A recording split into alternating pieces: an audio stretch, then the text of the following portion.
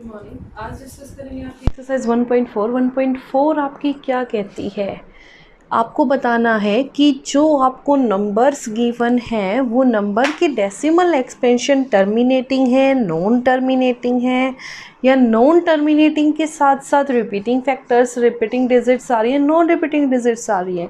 तो उससे पहले मेरे को पता होना चाहिए टर्मिनेटिंग डेसिमल एक्सपेंशन होती क्या है और उसके लिए कंडीशन क्या होती है।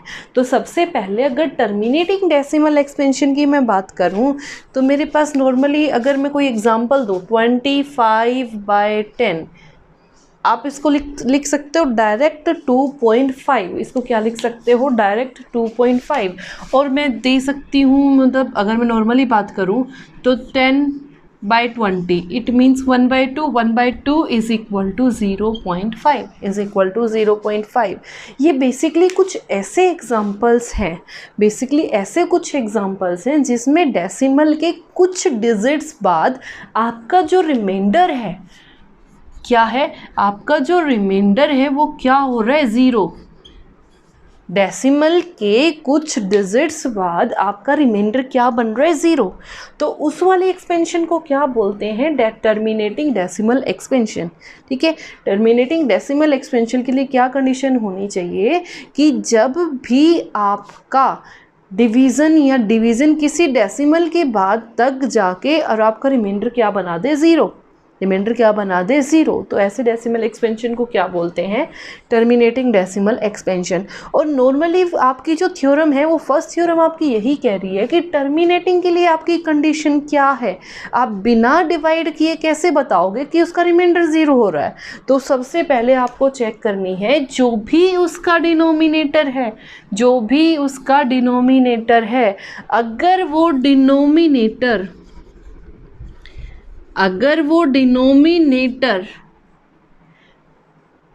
डिनोमिनेटर आपका 2 और 5 के फैक्टर्स में है, 2 की पावर समथिंग और 5 की पावर समथिंग, या सिर्फ 2 की पावर या सिर्फ 5 की पावर, तो आप उसको बोल सकते हो टर्मिनेटिंग डेसिमल एक्सपेंशन। जैसे मैंने आपका फर्स्ट एग्जांपल लिया था 25/10। 10 को मैं क्या लिख सकती हूँ? 25/10।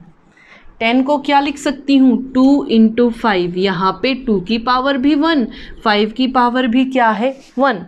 यानी कि आपको डिनोमिनेटर के फैक्टराइजेशन, प्राइम फैक्टराइजेशन की फॉर्म में चेक करना है कि अगर वहाँ पे 2 और 5 के फैक्टर्स आ रहे हैं, ओनली 2 और 5 के अगर आपके फैक्टर्स आ रहे हैं तो ही वो क्या होंगे? टर्मिनेटिंग। अगला देखो, यहाँ पे मैंने एग्जांपल लिया 1/2। यहाँ पे 2 की पावर 1, 2 के फैक्टर्स हैं तो भी वो क्या हो रहा है? टर्मिनेट।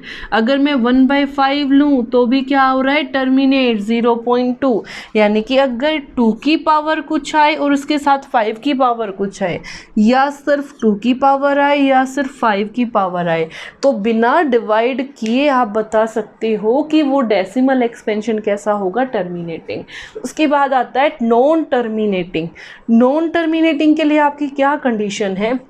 आपकी ऐसी भी डिवीज़न होती है जहाँ पे डिवीज़न चलती ही रहती है, वहाँ पे डिवीज़न ख़त्म होती ही नहीं है। फॉर एग्ज़ाम्पल, मैंने एक डिजिट ली 1/3। 1/3 इज़ अ रेशनल नंबर। जब मैं 3 से इसको डिवाइड करूँगी तो मेरे पास क्या आ जाएगा? 0.3333 ऐसे चलता ही रहेगा। क्या ये किसी पॉइंट पे एंड हो रहा है? नहीं हो रहा। तो यहाँ पे जो डेसिमल एक्सपेंशन है, इस टाइप की डेसिमल एक्सपेंशन को बोलते हैं नॉन टर्मिनेटिंग। और नॉन टर्मिनेटिंग के साथ भी 2 टाइप की डेसिमल एक्सपेंशन होती है, रिकरिंग और नॉन रिकरिंग। यहाँ से आपको पता चल गया टर्मिनेटिंग और नॉन टर्मिनेटिंग का। लेकिन अब उसके साथ एक टर्म और यूज़ हो रही है, रिकरिंग और नॉन रिकरिंग। रिकरिंग का मतलब क्या होता है? डिजिट रिपीट होना। इसका मतलब क्या होता है? डिजिट रिपीट होना। यहाँ पे इसका मतलब क्या होता है? डिजिट रिपीट ना होना, डिजिट रिपीट नहीं होना। ठीक है, यहाँ पे डिजिट रिपीटेशन नहीं होगा। फॉर एग्जाम्पल मैंने आपको बताया यहाँ पे ये 3 बार क्या हो रहा है, रिपीट हो रहा है, तो ये कैसा है, नॉन टर्मिनेटिंग रीअकरिंग। कैसी है ये डेसिमल एक्सपेंशन इसकी, नॉन टर्मिनेटिंग रीअकरिंग। जबकि आपके पास कुछ डेसिमल एक्सपेंशन इस टाइप के भी होते हैं, 0.1234 1 2 3 4 5 1 2 3 4 5 6।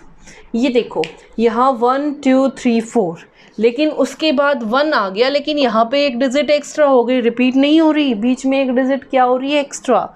जैसे एक और एग्जांपल मैं लेती हूँ, 0.10 1 00 1 000। ठीक है, ये वाले या डेसिमल एक्सपेंशन आप पढ़ चुके हो। यहाँ पे क्या हो रहा है कि मैं देखूँ तो कोई दो पर्टिकुलर डिजिट 1 और 0, 1 और 0 तो हैं, लेकिन बार बार सिर्फ 1 और 0 नहीं आ रही, हर बार क्या हो रही है, एक 0 एक्सटेंड हो रही है, एक 0 बढ़ रही है।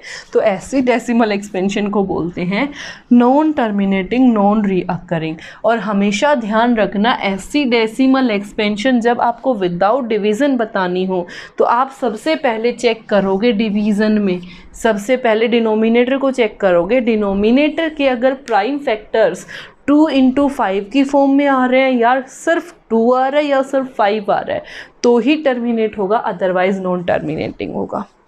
जैसे क्वेश्चन नंबर फर्स्ट का फर्स्ट ही पार्ट ले लो आप। हमारे पास डिनोमिनेटर में क्या गिवन है, 13/300 3125।